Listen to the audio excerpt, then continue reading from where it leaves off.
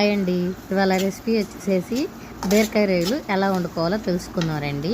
ముందుగా మేమైతే రొయ్యల్ని ముందుగానే కొంచెం పసుపు ఉప్పు వేసేసి పొయ్యి మీద పెట్టేస్తాం. వాటర్ అంతా ఇనికిపోయిన తర్వాత వాటిని చల్లార్చి ఫ్రిడ్జ్లో పెట్టుకుంటాము. అలా వాడుకుంటాము మేము రొయ్యలను. అయితే ఆనియన్స్ కట్ చేసి పక్కన పెట్టుకోవాలి. ఆ క్లిప్ మిస్ అయింది, ఏమనుకోవద్దు.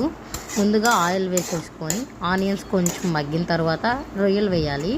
రొయ్యలు వేసేసుకొని అవి కూడా కొంచెం బాగా మగ్గనివ్వాలి. మగ్గిన తర్వాత బీరకాయలు వేసేసుకోవాలి. బీరకాయలు వేసేసేసుకొని బాగా మగ్గనివ్వాలి. బాగా మగ్గిన తర్వాత కొంచెం సాల్ట్ వేసుకోవాలి. మనకి తగినంత చూసుకొని సాల్ట్ వేసుకోవాలి. వేసుకున్న తర్వాత బాగా కలపాలి. అలా ఆయిల్ అంతా పైకి తేలుతుందంటే కర్రీ బాగా వేగుతుందని అర్థం. బాగా వేగనివ్వాలి. వాటర్ ఏమి వేయవసరం లేదు ఈ కర్రీకి అసలు.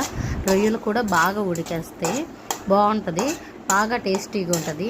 మీ పిల్లలు ఈ రొయ్యలు తినని వాళ్ళకి ఈ కర్రీ వండి పెట్టండి, బాగా తింటారు, టేస్టీగా ఉంటుంది.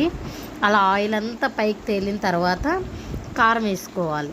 మనకి టేస్ట్ తగ్గట్టుగా. పిల్లలు తింటారంటే కొంచెం కారం తగ్గించి వేసుకోండి. స్పైసీనెస్ తినే వాళ్ళు అయితే కొంచెం కారం ఎక్కువ వేసుకోండి. మేము కొంచెం స్పైసీగానే తింటాం, అందుకే నేను కొంచెం కారం ఎక్కువ వేసుకున్నాను. చాలా టేస్టీగా ఉంటుంది. ఒక్కసారి ట్రై చేయండి. ట్రై చేసినాక నాకు ఎలా వచ్చిందో కామెంట్ చేయండి. ఖచ్చితంగా కామెంట్ చేయండి, మర్చిపోవద్దు. అలా బాగా కారం వేసినాక కూడా ఒక 5 minutes మగ్గనివ్వండి. కారం స్మెల్ పచ్చివాసన ఏమన్నా ఉంటే మొత్తం పోతుంది.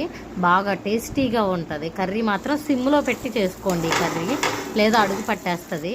అదిగోండి అలా మొత్తం ఆయిల్ పైకి తేలిపోయింది, కారం అంతా అలా మగ్గిపోయి అలా ఉంటుంది అనమాట. అలా ఉందంటే ఇంకా కర్రీ ఫినిష్ రెడీ అయిపోయినట్టే. ఇంకా ఆఫ్ చేసేసుకొని స్టవ్ ఆఫ్ చేసేసుకొని సర్వ్ చేసేసుకోవటమే. ఈ వీడియో కనుక మీకు నచ్చితే నా ఛానల్ని లైక్ చేసి సబ్స్క్రైబ్ చేయండి. Please support me. బాయ్.